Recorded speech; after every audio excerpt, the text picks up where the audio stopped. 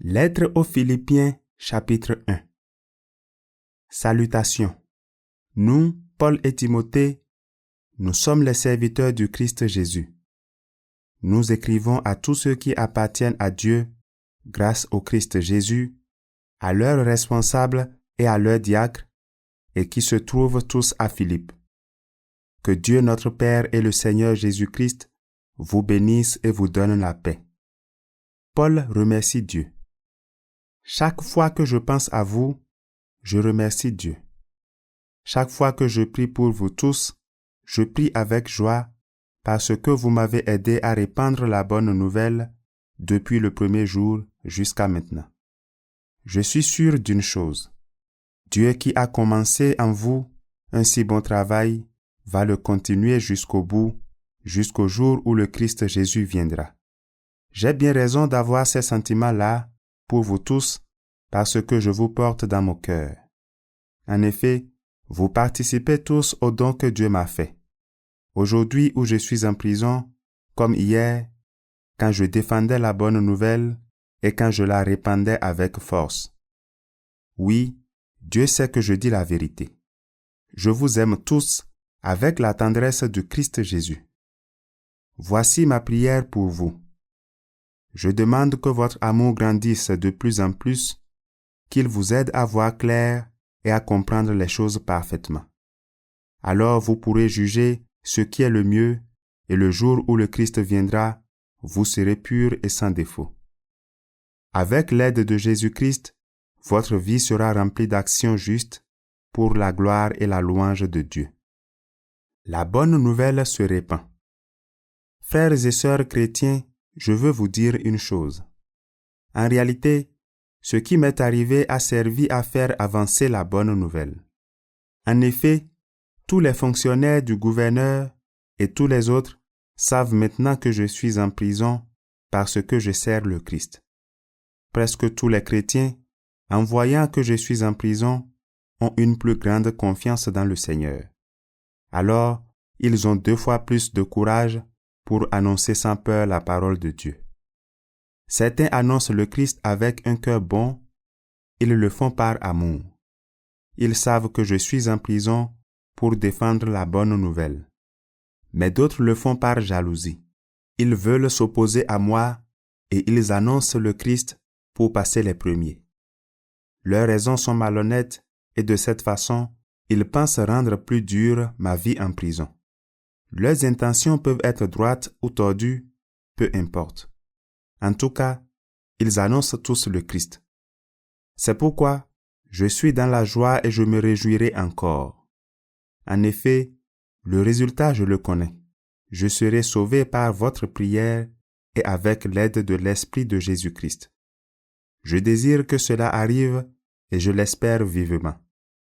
Je ne le regretterai pas, au contraire, je garde une grande confiance. Aujourd'hui comme toujours, on verra en moi que le Christ est grand, soit par ma vie, soit par ma mort. Oui, pour moi, vivre c'est le Christ, et si je dois mourir, j'y gagne. Mais si en continuant à vivre, je peux faire un travail utile, je ne sais pas quoi choisir. Je suis tiré des 2 côtés. J'ai envie de quitter cette vie pour être avec le Christ, et c'est en effet beaucoup mieux. Mais rester sur la terre, c'est plus utile à cause de vous.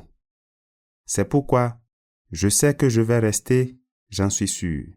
Je serai auprès de vous tous pour vous aider à faire des progrès et à croire avec joie. Ainsi, quand je reviendrai chez vous, vous serez encore plus fiers à cause de moi dans le Christ Jésus. Le combat pour la bonne nouvelle. Mais vivez comme la bonne nouvelle du Christ le demande. Ainsi, si je viens, je vous verrai, et si je ne viens pas, j'entendrai parler de vous. Alors, je saurai que vous restez solides, très unis entre vous, et que vous luttez ensemble et d'un même cœur pour garder la foi que la bonne nouvelle apporte. Je saurai aussi que vous n'avez pas peur de vos ennemis. Pour eux, c'est la preuve qu'ils sont perdus. Pour vous, c'est la preuve que vous êtes sauvés et cela vient de Dieu. C'est lui qui vous a donné non seulement de croire au Christ, mais encore de souffrir pour lui. En effet, nous luttons ensemble, vous et moi. Autrefois, j'ai lutté sous vos yeux et je continue à lutter, vous le savez. Lettre aux Philippiens, chapitre 2. Le Christ s'est fait serviteur. Le Christ vous rend plus fort. Son amour vous donne du courage et son esprit vous unit. Vous êtes pleins de tendresse et de pitié les uns pour les autres. C'est vrai, n'est-ce pas? Eh bien, remplissez-moi de joie en vous mettant d'accord. Ayez un même amour, un même cœur, une même pensée.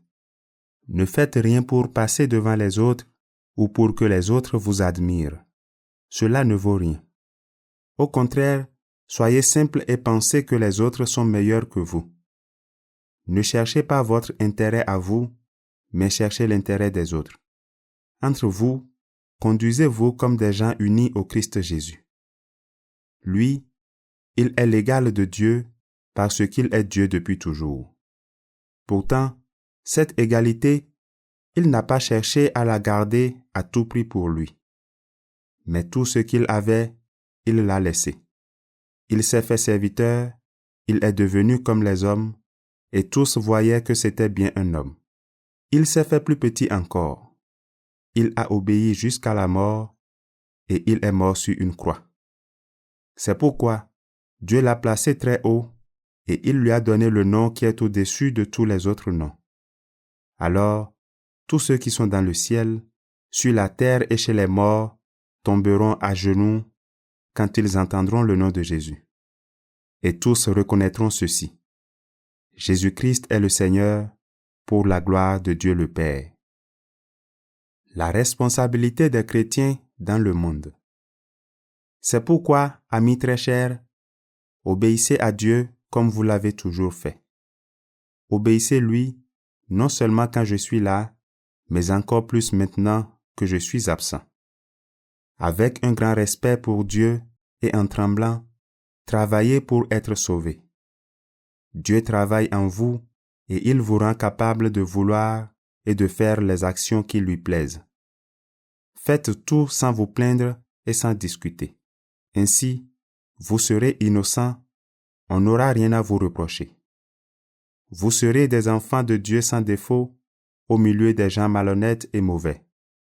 Parmi ces gens-là, vous brillez comme des lumières dans le monde parce que vous apportez la parole de vie. Le jour où le Christ viendra, je pourrai être fier de vous.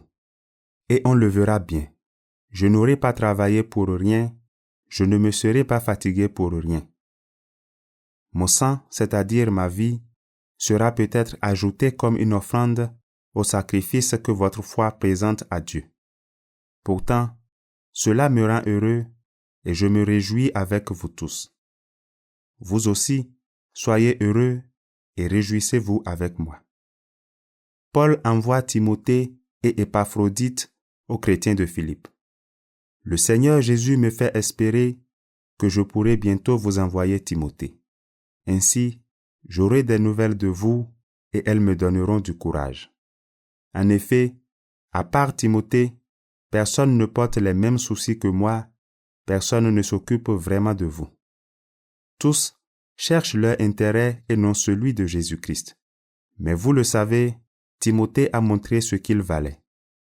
Il a travaillé avec moi au service de la bonne nouvelle comme un fils auprès de son père. Donc, c'est lui que j'espère vous envoyer dès que je verrai clair dans ma situation. Et le Seigneur me rend sûr d'une chose. Je vais bientôt venir chez vous, moi aussi. Pourtant, je pense qu'il faut vous renvoyer Épaphrodite. C'est mon frère. Il travaille et combat avec moi, et vous l'avez envoyé pour me servir quand j'en avais besoin. Il désire beaucoup vous revoir tous, et il est inquiet parce que vous avez appris sa maladie. Oui, il a été malade et bien près de mourir. Mais Dieu a eu pitié de lui, et pas seulement de lui, mais de moi aussi. Alors il m'a évité une tristesse encore plus grande. C'est pourquoi je me dépêche de vous le renvoyer. Ainsi, quand vous le verrez, vous serez de nouveau dans la joie et moi, je serai moins triste. Recevez-le avec grande joie comme un frère chrétien. Respectez beaucoup les gens comme lui parce qu'il a vu la mort de près en travaillant pour le Christ. Il a risqué sa vie pour me rendre service quand vous ne pouviez pas le faire vous-même. Lettre aux Philippiens chapitre 3. Paul met sa confiance en Jésus seul. Et maintenant, mes frères et mes sœurs, soyez dans la joie à cause du Seigneur. Cela ne me dérange pas de vous écrire les mêmes choses. Et pour vous, c'est plus sûr.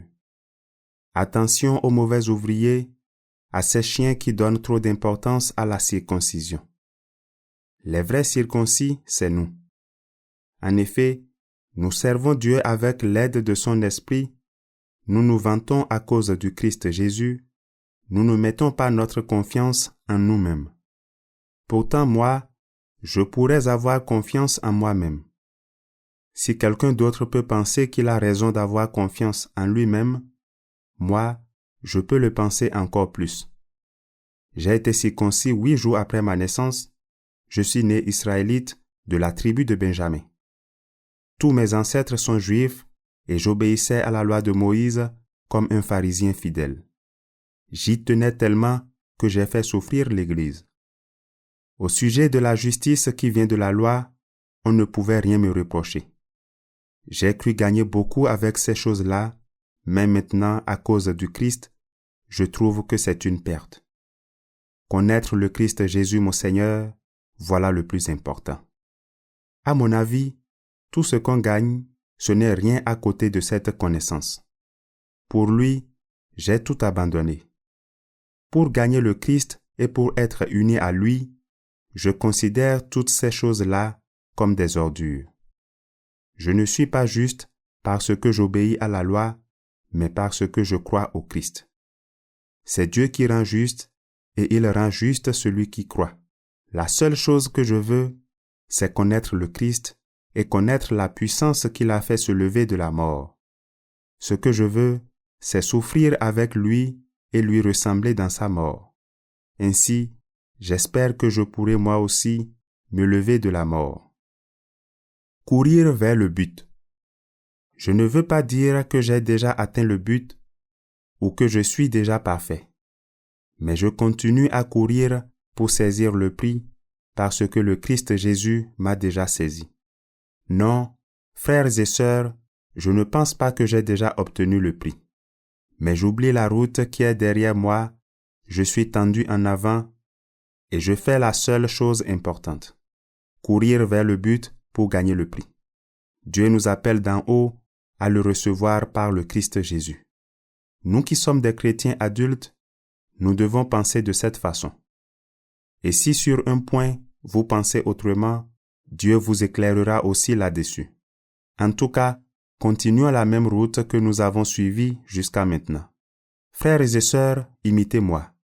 Nous avons donné l'exemple.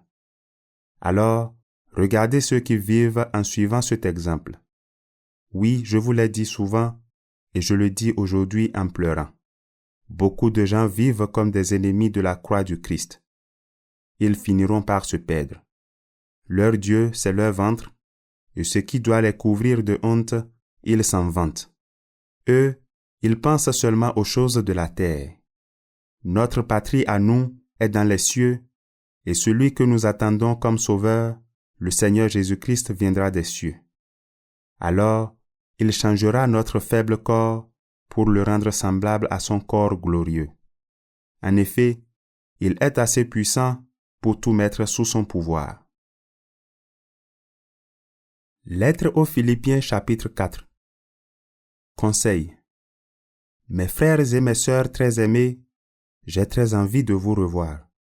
Vous êtes ma joie et vous me faites honneur. C'est pourquoi, amis très chers, restez fidèlement unis au Seigneur. Évodie et Syntyche, je vous le demande avec force, soyez d'accord entre vous en restant unis au Seigneur. Et toi aussi qui travailles fidèlement avec moi, je te le demande, aide ces deux femmes.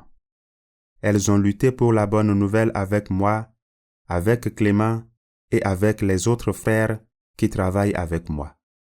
Leurs noms sont écrits dans le livre de la vie. Soyez toujours dans la joie en étant unis au Seigneur. Je le répète, soyez dans la joie. Soyez bons avec tout le monde. Le Seigneur vient bientôt. Ne soyez inquiets de rien, mais demandez toujours à Dieu ce qu'il vous faut. Et quand vous priez, faites vos demandes avec un cœur reconnaissant. Ainsi, la paix de Dieu qui dépasse tout ce que nous pouvons comprendre gardera vos cœurs et vos pensées unis au Christ Jésus. En tout cas, frères et sœurs, voici ce qui doit vous intéresser. Tout ce qui est vrai et mérite d'être respecté, tout ce qui est juste et pur, tout ce qu'on peut aimer et approuver, tout ce qui est très bon et ce qui mérite des félicitations. Faites ce que vous avez appris de moi, ce que vous avez reçu et entendu de moi, ce que vous m'avez vu faire. Et le Dieu qui donne la paix sera avec vous. Paul remercie les Philippiens pour leur cadeau. J'ai eu beaucoup de joie dans le Seigneur. En effet, finalement vous avez pu montrer de nouveau votre intérêt pour moi.